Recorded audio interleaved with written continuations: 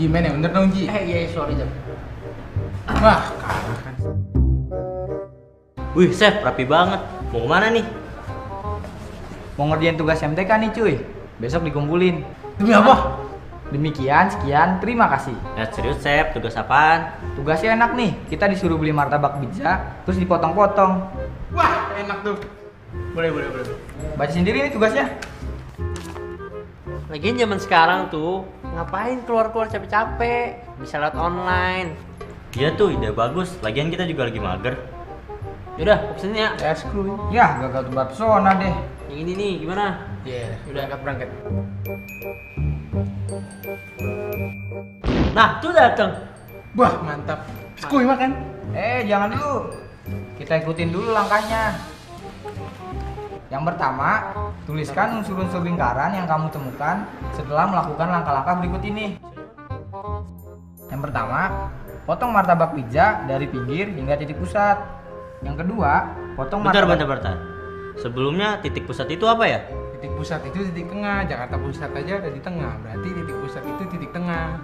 Terus kenapa Jawa Tengah bukan Jawa Pusat? Udah. Daripada pusing, tugas kita ada dua nih. Yang satunya, nyari sejarah pi.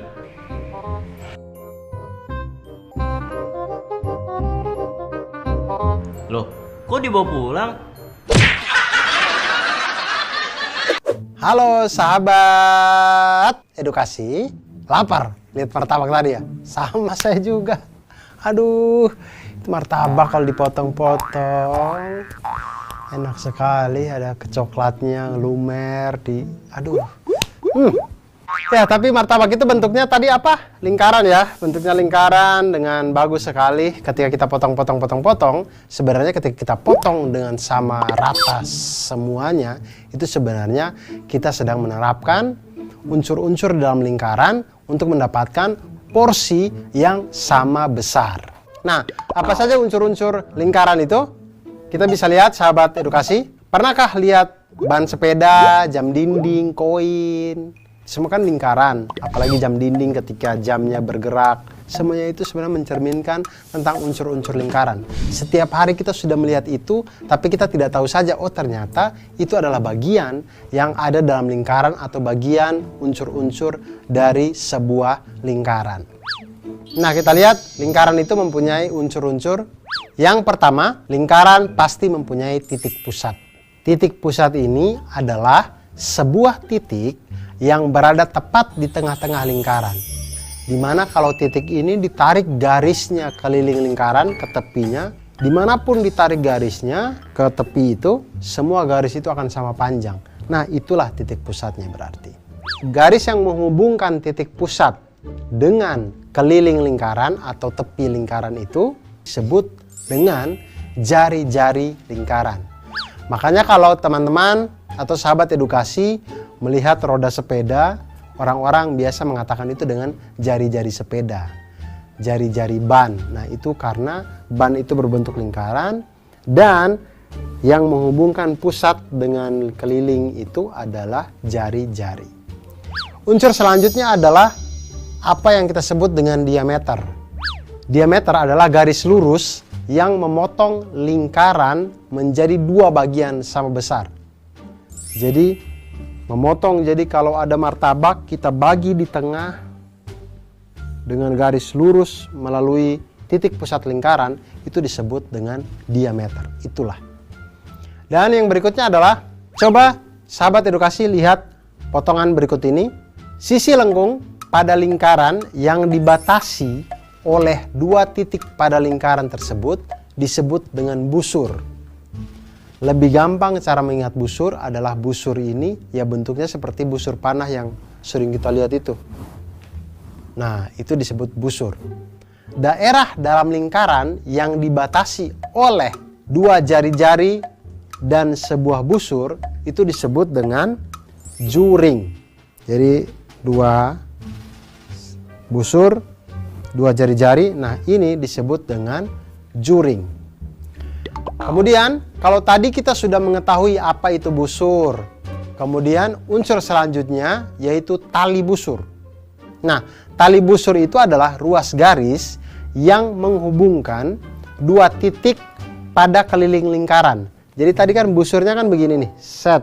Nah, dari ini titik ini ke titik yang di sini, set, ketika ditarik itulah busur. Makanya cara mengingat busur dan tali busur itu adalah tanamkan saja di kepala kita seperti busur panah. Ini tali busur, ini busur. Begitu. Kemudian daerah dalam lingkaran, yang lain adalah daerah dalam lingkaran yang dibatasi oleh tali busur dan busur. Ini busur, ini tali busur. Nah, daerah yang dibatasi oleh kedua ini disebut dengan tembereng. Tembereng. Kalau tembem itu pipi, ini tembereng. Ini tembereng, ini ada di dalam lingkaran. Nah, berikutnya, selain unsur-unsur lingkaran, ada yang tidak kalah penting untuk dipelajari, yaitu sesuatu yang namanya pi.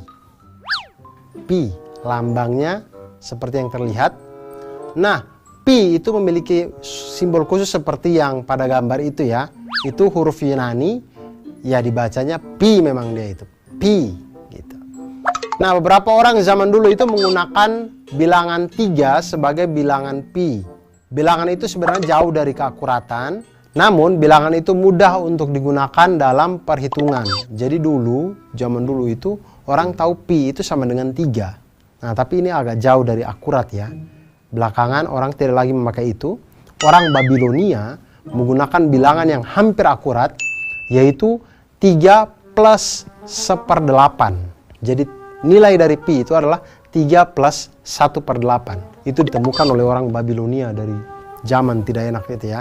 Kemudian orang Mesir kuno 1650 sebelum Masehi menggunakan nilai pi, yaitu 4 kali 8/9 kali 8/9. Nah, lalu sekitar 250 sebelum Masehi, seorang matematikawan Yunani terkenal bernama Archimedes menggunakan poligon sebagai bantuan untuk menemukan nilai pi, yaitu 223/71 dan 22/7. Dan dari situlah sampai sekarang kita kenal pi itu 22/7 atau 3,14 dan seterusnya. Tahukah sahabat edukasi, dari manakah asal pi itu? Asal pi itu dari, betul, dari Yunani. Kan tadi saya sudah bilang, pi itu dari Yunani. Hurufnya, tapi angka pi itu didapat dari, perhatikan lingkaran berikut. Pertama, buat lingkaran dengan keliling dan diameter sembarang. Lingkaran pertama, keliling 4 cm dan diameter 1,27324 cm.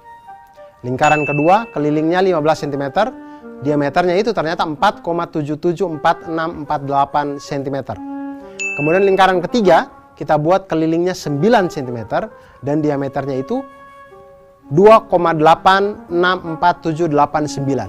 Nah, dari semuanya ini kemudian kita membagi masing-masing keliling lingkaran dengan diameternya. Jadi kita ambil perbandingan keliling lingkaran dengan diameter. Lingkaran pertama hasilnya adalah 3,141591.